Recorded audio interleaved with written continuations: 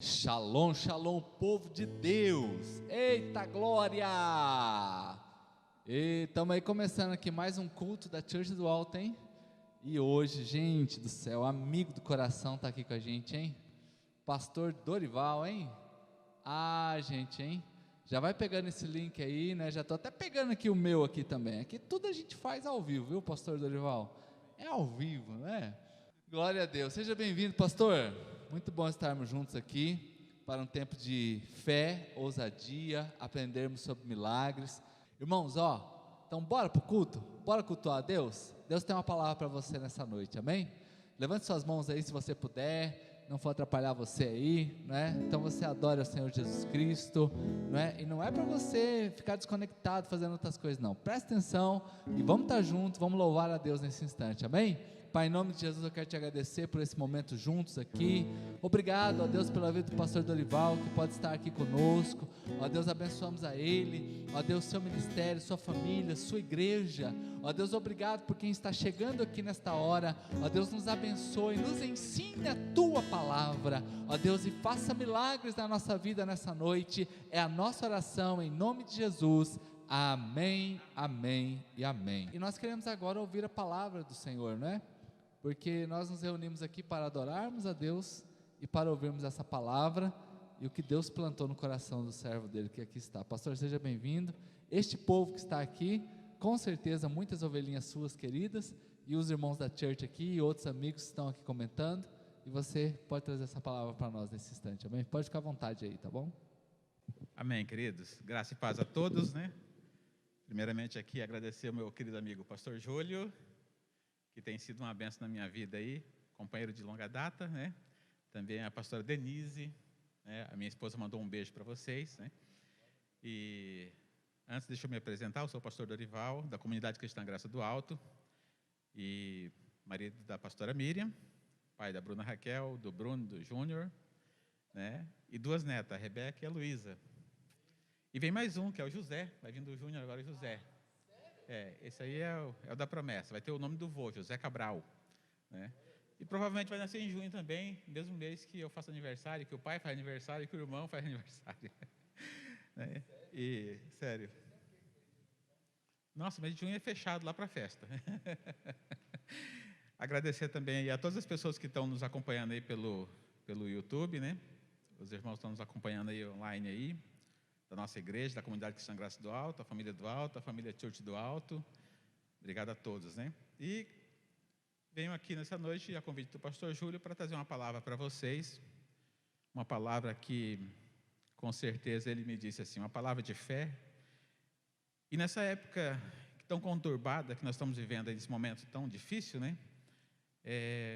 Eu pensei em algo mais interessante. Tantas notícias ruins que a gente escuta, mas eu quero trazer uma boa nova, né, para vocês, né? Uma boa notícia para vocês, né? E aí eu quero usar o texto de Marcos, o capítulo 16, de 1 a 7. Essa história aqui para mim é muito especial, eu tenho uma afinidade muito grande com essa história aqui, e eu quero falar hoje sobre a graça na vida de Pedro, né? Ou Pedro e a graça. E no verso 1, no capítulo 16 de Marcos, né, diz assim, quando terminou o sábado, Maria Madalena, Salomé, Maria, mãe de Tiago, compraram especiarias aromáticas para ungir o corpo de Jesus. No primeiro dia da semana, bem cedo, ao nascer do sol, elas se dirigiam ao sepulcro, perguntando umas às outras, quem removerá para nós a pedra da entrada do sepulcro? Mas quando foram verificar, viram que a pedra, que era muito grande, havia sido removida. Entrando no sepulcro, viram um jovem, vestido de roupas brancas, assentado à direita, e ficaram amedrontadas. Não tenham medo, disse ele. Vocês estão procurando Jesus, o Nazareno, que foi crucificado. Ele ressuscitou, não está aqui. Veja o lugar onde o haviam posto. Vão e digam aos discípulos dele e a Pedro. Ele está indo adiante de vocês para a Galileia. Lá vocês o verão, como ele lhes disse. Amém. Gosto muito desse texto aqui, dessa passagem, né? Principalmente quando se fala de Pedro. Mas quando quando nós falhamos com alguém, ou quando nós magoamos, machucamos alguém, nós ficamos com a consciência pesada, né? A nossa consciência pesa, principalmente se a pessoa for uma pessoa próxima, uma pessoa querida, uma pessoa que amamos, né? E o sentimento de culpa, nesse caso, pode ser pesado além da conta, né? Além do limite. Muitas vezes a gente vai sofrer muito porque nós magoamos alguém, machucamos alguém. E com certeza essa é uma experiência que todos nós já passamos, que todos nós já vivemos essa experiência, né? E mesmo que a pessoa não seja muito próxima da gente, quando falhamos com alguém, ou seja pessoa do laço familiares ou de um laço profissional, e nós precisamos conviver com ela, o clima fica pesado no ambiente que nós estamos, né? Então, eu creio que talvez alguns de nós já tenham tido essa experiência de estar no mesmo ambiente com alguém que nós tivemos alguma desavença, algum embate, né? E isso realmente traz para nós uma dor e uma culpa, e traz uma consciência pesada, né? Então, não é diferente também quando nós somos as vítimas dos ataques, né? Ou dos deslizes de pessoas que amamos e com quem precisamos conviver. Agora, é interessante também que quem mais vai nos machucar ou nos ferir vai ser justamente as pessoas que nós amamos, porque são as pessoas que mais convivem com a gente, né? E então aí o clima fica muito tenso. Então, geralmente, quando nós ferimos, nós reagimos. Quando ferimos, nós nos afastamos. Então, toda ação ela tem uma reação, inclusive nos relacionamentos, né?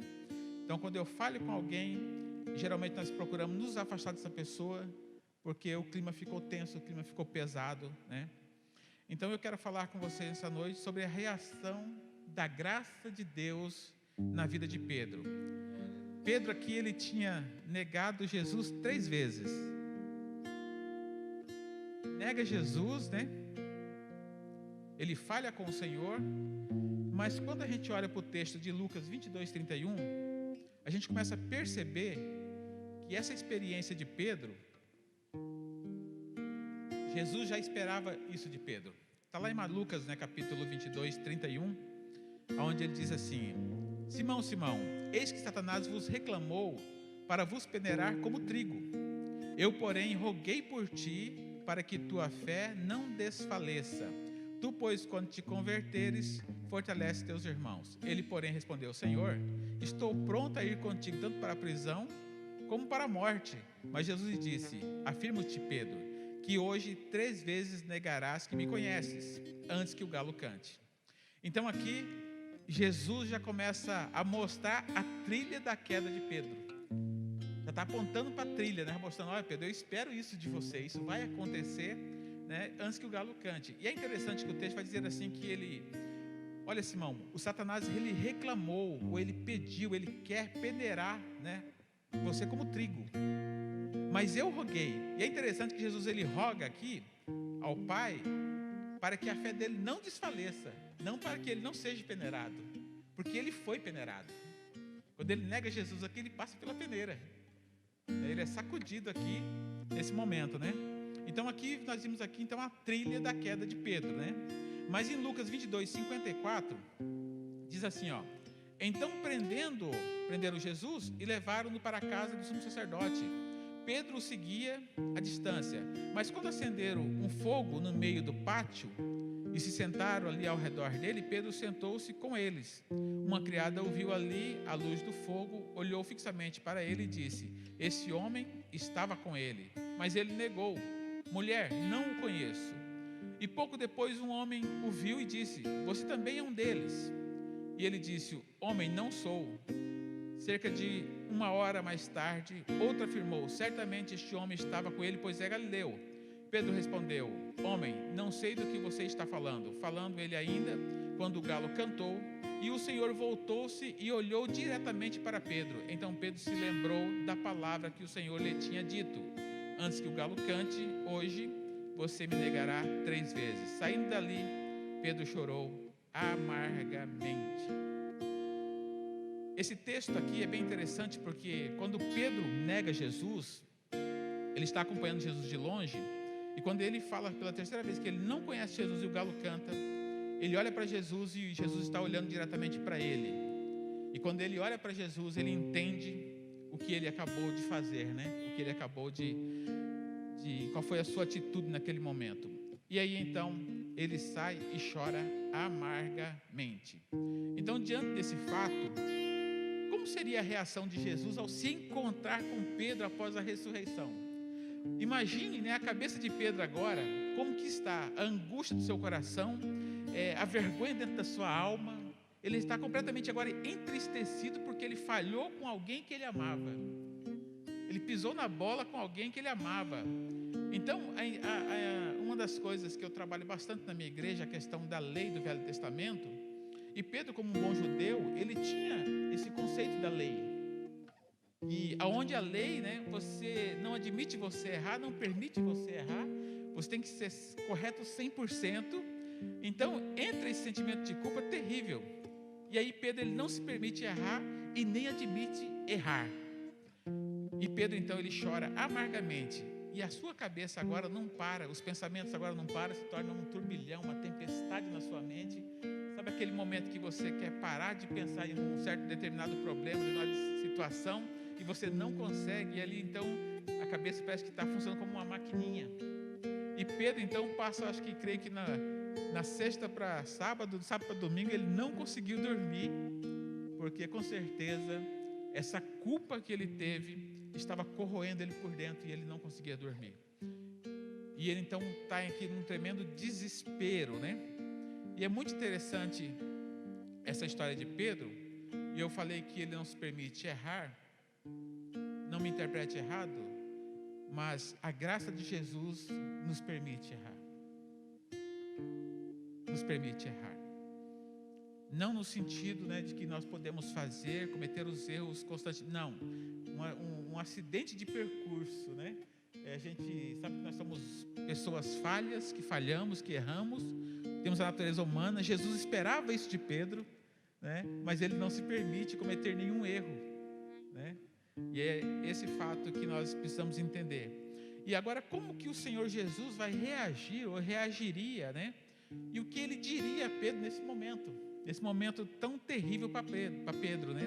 Então Marcos aqui também, ele escrevendo no seu evangelho aqui, ele nos dá uma ideia de como foi esse encontro. Então eu quero tratar esse assunto aqui com vocês, para que vocês entendam, né, como que Jesus tratou esse assunto com Pedro, na sua falha, no seu erro, porque é assim que ele vai nos tratar quando nós falharmos e errarmos com ele. Em Marcos capítulo 16, no verso 6, quando as mulheres chegam no sepulcro, né, a primeira palavra que elas escutam, não tenham medo, disse ele, né, o anjo. Vocês estão procurando Jesus Nazareno, que foi crucificado. Ele ressuscitou, não está aqui. Vejam um lugar onde havia um posto. E aí o verso 7 é muito interessante. Ele fala assim: vão e digam aos discípulos dele e a Pedro: ele está indo adiante de vocês para a Galileia, lá vocês o verão, como ele lhes disse. A primeira palavra que nós olhamos, a primeira frase aqui interessante nesse texto é: não tenham medo. Vão e digam aos discípulos dele e a Pedro: não tenham medo. Vão lá, diga aos discípulos, né, que que Jesus encontrará eles na Galileia, e diz também a Pedro. Jesus faz questão aqui de apontar o nome de Pedro, né, porque a julgar pelas palavras do anjo aqui nesse momento, Jesus reagiria à atitude de Pedro, à negação de Pedro, com graça, pela forma que ele se expressa aqui. Vão, né, e diga aos discípulos dele e também a Pedro. Por que também a Pedro? Porque não apenas vão e digam aos discípulos, né? Afinal, Pedro também era discípulo, ele não deixou de ser discípulo depois de ter negado Jesus, né? Então a expressão "e a Pedro" revela a graça e a misericórdia de Deus derramadas sobre nós na pessoa de Jesus Cristo. Então nós vamos pensar um pouquinho e vamos nos colocar um pouquinho aqui no lugar de Jesus. Depois de tudo que ele passou aqui na terra de bom e de ruim, quais as palavras aqui seriam as mais apropriadas para aquele momento? Quais palavras Jesus iria escolher para esse momento de um encontro com Pedro? Será que seria palavras de revanche, de afronta, de repreensão? Ou seria palavras de restauração e de consolo?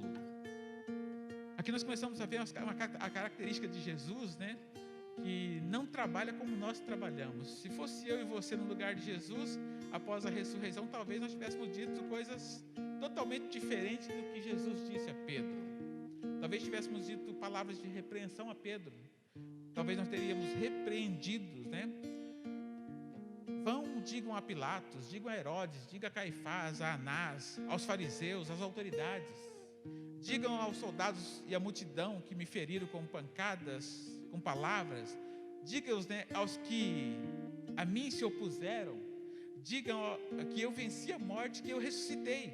E o tempo deles é chegado e todos terão a sua paga. Será que essa era a palavra que sairia da nossa boca se nós estivéssemos no lugar de Jesus, né? Provavelmente seria, porque humanos e falhos como nós somos, e talvez muito vingativos nas situações, né? Por isso é importante a gente aprender de Jesus e aprender a ter a mente de Cristo. Então suas palavras não foram de repreensão, mas de restauração e de consolo. Não temam. Vão e digam aos discípulos e a Pedro: avise que eu venci a morte e ressuscitei. Vim para restaurar a paz. Diga a todos, mas diga especialmente a Pedro: eu vim para trazer paz. Para isso eu ressuscitei, para trazer a paz. E digam a Pedro, porque talvez Pedro não quisesse ir a Galiléia se encontrar com Jesus.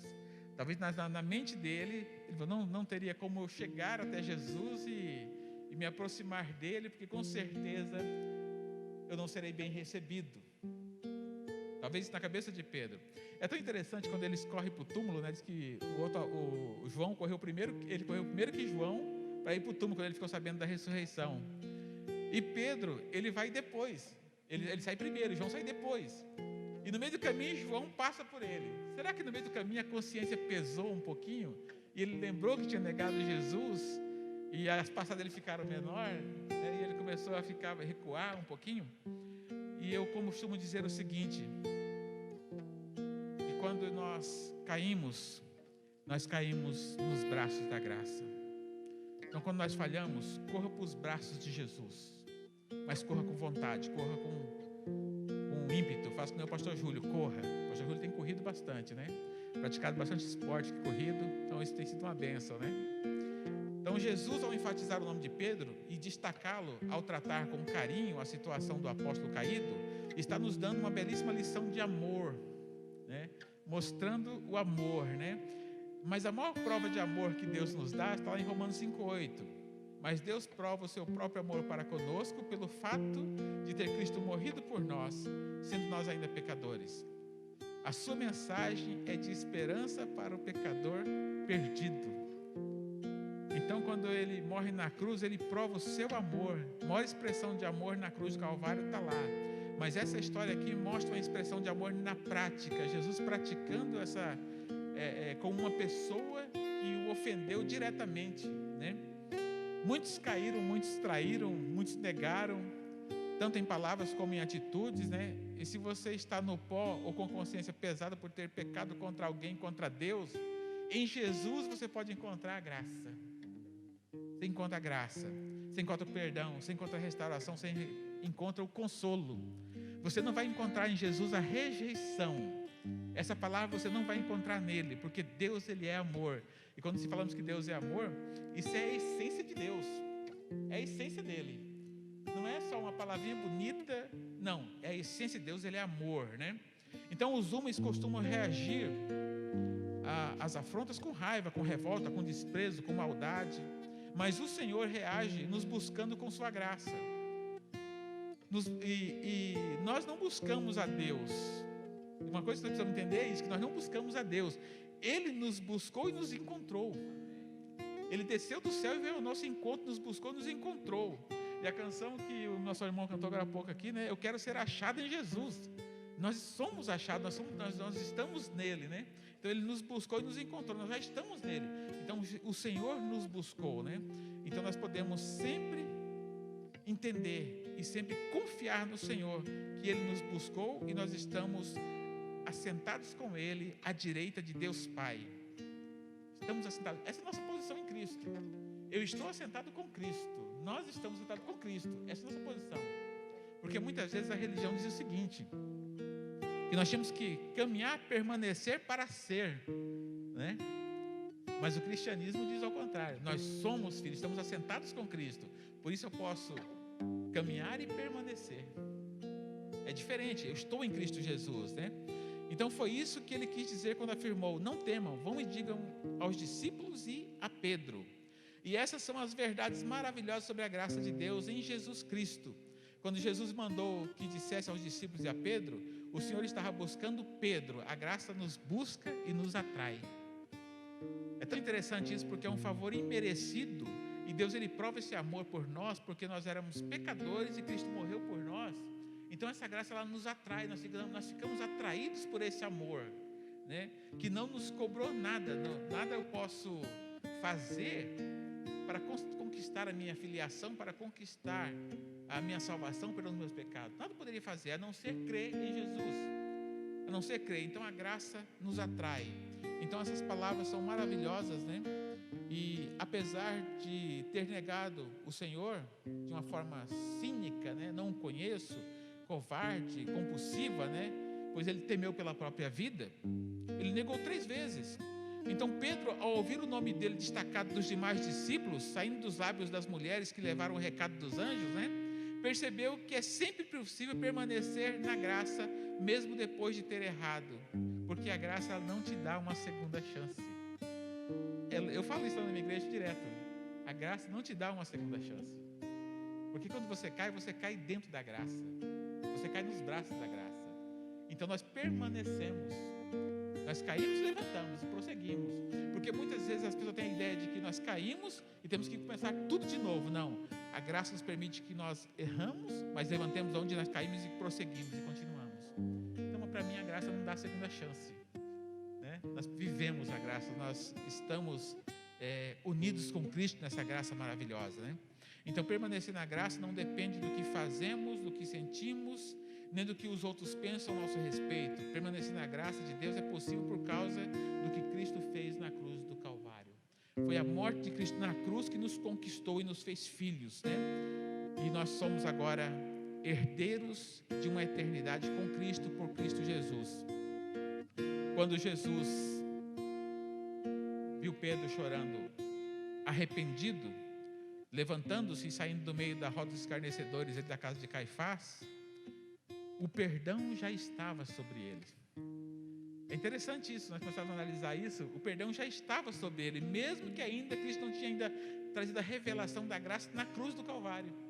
O perdão já estava sobre ele, porque Jesus já esperava essa reação dele, né? Porque às vezes, uma das coisas que as pessoas não entendem é que muitas vezes eles acham que são pecadores porque pecam, e nós pecamos porque somos pecadores. Essa é a nossa essência, a essência da natureza humana está ali dentro, né? E nós pecamos porque somos pecadores, é a expressão do que somos. Então o pecado, muitas vezes as pessoas acham que vai surpreender Deus. O nosso pecado não surpreende Deus, Deus espera isso de nós, né? Nós somos pecadores, por isso pecamos. Amém? Então o perdão estava sobre ele, estava sobre ele. Agora, ao destacar o nome dele dos demais, Jesus queria que Pedro soubesse o quanto ele era amado de Deus, amado do Pai. É isso que é interessante. Deus nos ama e nos conhece, nos chama pelo nome, como diz lá em João 10:3. Tanto é assim que quando Jesus estendeu a mão a Pedro, ele o chamou pelo nome. Jesus enviou um chamado aos discípulos e a Pedro. Ele chamou Pedro, porque ele sabia que nesse momento ele não precisava chamar os outros discípulos pelo nome, porque os outros discípulos não estavam na mesma situação que Pedro. Pedro estava numa situação de um apóstolo caído, onde ele falhou, onde ele negou Jesus, e ele precisava ouvir de Deus que você é amado. Então ele chama Pedro pelo nome, né? E diz também a Pedro. Então o Senhor desejava que Pedro ouvisse que nunca ele iria deixá-lo e nem desampará-lo. E é exatamente isso que ele nos diz hoje. O Senhor nunca vai me deixar e nunca vai te deixar. Ele nunca vai desamparar o meu irmão. Ele jamais vai nos deixar e nunca vai nos desamparar. O pecado ele pode acabar com os corações, com família, e ele acaba mesmo, né? Ele destrói vidas, ele pode destruir pessoas e planos, e ele faz. Mas quando as pessoas se quebrantam diante de Deus e se arrependem, se convertem dos maus caminhos, o Senhor manifesta a sua graça maravilhosa e continua chamando pelo nome e dizendo: não te deixarei e nem te desampararei. Então a graça de Deus, ela nos dá experiência pessoal, ela nos dá experiências pessoais, né? A graça de Deus, querido, eu costumo dizer na minha igreja que não é só uma mensagem bonita que eu ouço, acho bonito e gostei. Não, a graça, além de você ouvir, você tem que ter a revelação dela, ter a revelação da graça, entender o amor de Deus, porque é isso que vai transformar a tua vida. É impossível alguém passar pela graça, passar pela cruz de Cristo, morrer com Cristo e nascer na sua ressurreição juntamente com Ele e não ter a vida transformada. É impossível. A graça, ela é transformadora, e ela nos transforma nas experiências particulares, nas nossas experiências pessoais. Então a graça de Deus, ela, quando nos alcança, ela nos dá, aliás, quando ela nos alcança, ela nos dá vida e nos proporciona um relacionamento de amor com o Pai. Nos proporciona um relacionamento de amor com o Pai. Então nós precisamos lembrar que uma das primeiras coisas que Jesus fez ao sair do sepulcro foi encontrar-se com Pedro em particular. Ou seja, a graça não é só uma ideia ou um método. A graça é uma pessoa, é Jesus. É o próprio Jesus. E aqui Jesus resolve se encontrar com Pedro em particular. Uma experiência pessoal única que vai transformar a vida de Pedro, que vai mudar a vida de Pedro. Lá em 1 Coríntios 15, no verso 4 e 5, foi sepultado e ressuscitou ao terceiro dia, segundo as Escrituras, e apareceu a Pedro e depois aos 12. Olha que coisa interessante isso. Então, antes de se encontrar com o restante dos discípulos, Jesus encontrou-se primeiramente com Pedro em particular. Lucas 24:34 diz assim, os quais diziam: o Senhor ressuscitou e já apareceu a Simão. Ou seja, ele apareceu primeiramente a Pedro. Na minha igreja nós fizemos um tempo atrás uma série de ministrações falando sobre a mesa. E quando a gente quando você vai pesquisar sobre a mesa na internet e na Bíblia, você vai se surpreender. A mesa, ela é o altar da família. A mesa está a presença de Deus. Na mesa tem o pão da vida. Então ali você tem uma experiência pessoal com a família. E uma pesquisa feita, que a maioria das famílias que tem pelo menos uma refeição por dia com todos os familiares na mesa, tem menos filhos rebeldes e menos índice de divórcio. Porque a mesa, ela é algo especial, ela é uma experiência com Deus que você só pode ter ali, naquele momento. Então esse encontro com Pedro aqui, de Pedro com Jesus, para mim aqui não tem igual. Para mim é um encontro que fala de sentimentos que rege nosso relacionamento com o Pai. Fala do amor incomparável, fala da compreensão, fala do respeito, fala da amizade, fala do tratamento. Jesus, ele preparou, querido, aqui uma mesa para Pedro. É bem interessante o texto que diz assim, João 21:15. Depois de terem comido, olha só, depois de terem comido, quando ele chega ali na praia, Jesus já tinha assado um peixe ali para eles, e ele se assentou juntamente só ele e Pedro, e os dois ali participaram de uma refeição juntos. Depois da refeição, Jesus perguntou a Simão: filho de João, ama-me mais do que a estes outros? E ele respondeu: sim, Senhor, tu sabes que te amo. E ele lhes disse: apacenta meus cordeiros. E tornou a perguntar pela segunda vez: Simão, filho de João, tu me amas? E ele respondeu: sim, Senhor, tu sabes que te amo. E disse-lhe: pastorei as minhas ovelhas. E pela terceira vez Jesus lhe perguntou: Simão, filho de João, tu me amas? E Pedro entristeceu-se por ter lhe perguntado pela terceira vez: tu me amas? E respondeu-lhe: Senhor, tu sabes todas as coisas, tu sabes que eu te amo. Jesus lhe disse: apacenta minhas ovelhas. Esse encontro de Jesus aqui com Pedro, para você entender melhor, quando Jesus pergunta: Pedro, tu me amas? Ele está falando sobre o amor ágape. Então ele fala assim: Pedro, tu me ágapes como eu te ágape? E Pedro responde com amor filial, né? Eu gosto muito do Senhor. Para as pessoas ficar mais claro, né? Tu me amas? Eu gosto muito do Senhor. E na terceira vez, creio eu que Pedro deve ter suspirado fundo e falou: Senhor, tu sabes que eu te ágape, tu sabes o como eu te amo, tu sabes o quanto eu amo. Não foi porque eu falhei, foi porque eu errei, que eu deixei de amar. Muito pelo contrário, eu ainda continuo amando, né?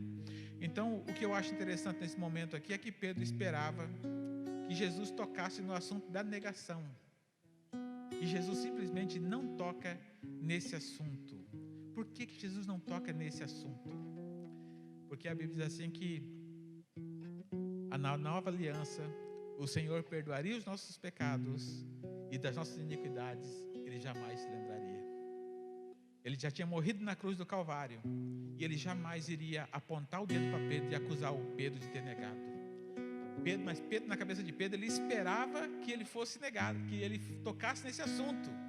Jesus então responde a negação de Pedro com graça, expressão do amor de Deus. Jesus não toca no assunto porque já esperava isso de Pedro, ser negado por ele, já esperava, tanto que ele falou para Pedro que isso iria acontecer. Existe dentro de nós a natureza humana.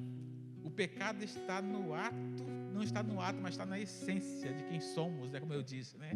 Você não peca, você não é pecador porque você peca. Você peca porque você é pecador. Então Jesus já esperava isso de Pedro. Então todas as nossas experiências com Deus são pessoais, particulares e intransferíveis. São pessoais, particulares e intransferíveis. E são experiências que marcam a gente por resto das nossas vidas, né?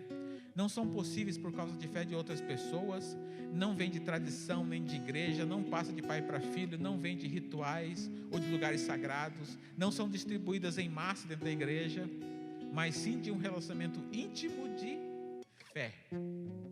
Íntimo de fé. Talvez você pense que se você chorar, que se você lamentar, que você se esgoelar diante do Senhor, você vai mover o coração. Você não vai mover o coração de Deus dessa forma. A única forma de mover o coração de Deus se chama fé. O coração de Deus é movido por fé. Fé aonde? Aonde que eu tenho que manifestar essa fé? Quando os fariseus chegaram em Jesus e falaram assim: Senhor, como faremos as obras de Deus? Como faremos? E ele pegou e respondeu, eles perguntam isso no plural, como faremos as obras? E ele responde no singular, a obra é essa, que creais naquele que ele enviou, ou seja, que creais no Filho de Deus. Então, a nossa atitude de fé, o nosso relacionamento íntimo de fé com o Pai, está ligado à nossa fé em Jesus. Você quer ver uma coisa interessante? Quer conquistar o coração do pastor Júlio? Ame a filha dele. Ame a filha dele. Você vai ganhar o coração do pastor Júlio. Porque se você colocar a sua fé em Jesus, você ganha o coração do Pai. Você ganha o coração do Pai. A única coisa que move o coração de Deus é a nossa fé em Cristo Jesus. Eu costumo dizer que Jesus Cristo, Ele é o nosso único pilar de fé.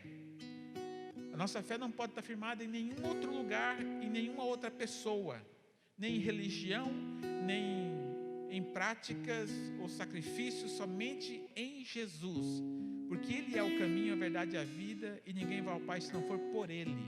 Então, o nosso pilar de fé se chama Jesus. Nós confiamos em Jesus. Ele é o nosso intercessor. Assim como Ele intercedeu por Pedro aqui, para que Deus não permitisse que a fé dele desfalecesse, né, mas permitiu que ele passasse por essa provação, onde ele negou Jesus e ele foi peneirado. Né? Que provação terrível para Pedro, né? Mas só durou 3 dias, né? Só durou 3 dias. Então o Senhor mandou que dissesse: diga aos discípulos e a Pedro, a graça é uma experiência pessoal. Quando ele diz a Pedro, ele está dizendo: essa graça, esse encontro aqui é pessoal, é entre eu e você. Não tem uma terceira pessoa no meio, é só nós dois, né? Só tem nós dois. Então a graça, querido, ela é promissora. Ela é promissora. O encontro com a graça transformou a vida de Pedro para sempre. Ele se tornou o líder da igreja primitiva e por onde ele passava pregava o que tinha visto e ouvido. E muitas vezes era preso, ameaçado de morte e nem por isso abandonava a sua fé, porque o Senhor Jesus rogou por ele para que sua fé fosse fortalecido e que ele não se desfalecesse na sua fé. Tudo isso decorrente da revelação da graça que Jesus lhe havia dado por causa de 3 palavras: digam aos discípulos e a Pedro. Pedro aqui, você pode ler o apóstolo Pedro nos evangelhos, como diz o texto que nós lemos inicialmente lá, ele não era convertido. Ele caminhava com a graça e não conhecia a graça. Ele não tinha revelação da graça. Ele não tinha revelação de Jesus ainda. Mas nesse encontro aqui, ele pôde entender o que era graça. Senhor, eu não mereço o teu perdão, mas mesmo assim o Senhor preparou uma mesa para mim, comemos juntos e tivemos aqui uma experiência de amor, de amizade, de compreensão, de respeito. O Senhor o amou e cuidou de Pedro e o restaurou e colocou ele como pastor de ovelhas. Se tornou um pastor de ovelhas, porque foi isso que ele disse: olha, Pedro, quando tu te converteres, confirma, ajude, pastoreie teus irmãos. Era isso que Jesus estava dizendo para ele. E foi exatamente isso que acontece com Pedro. Pedro aqui então é transformado de uma forma extraordinária. E aí quando você vai lá para Atos dos Apóstolos e começa a ver a história de Pedro, você vê um Pedro totalmente mudado, totalmente transformado. Deus é o Deus de toda a graça. Amém? Então eu encerro essa palavra aqui. E eu creio que foi bênção para a minha vida, para a tua vida. Falou ao meu coração e com certeza falou ao seu coração. As pessoas que estão ouvindo aí no YouTube, né, com certeza pode aprender um pouquinho mais. E o conselho que eu deixo a todos vocês: busque a revelação da graça do Senhor para a tua vida. Amém? Deus abençoe vocês. Agradeço ao pastor Júlio, muito obrigado. A família Church do Alto. Muito obrigado. Deus abençoe, meu querido. Amém? Glória a Deus, gente. Que palavra gostosa. Aprendermos sobre a graça, né? Sobre esse amor inegável, inegociável da caminhada com o Senhor Jesus Cristo através da vida de Pedro. Obrigado, pastorzão. Bom demais, né? Fortalece a nossa fé. Saber que somos amados, apesar nossos erros. de todos os nossos erros, né?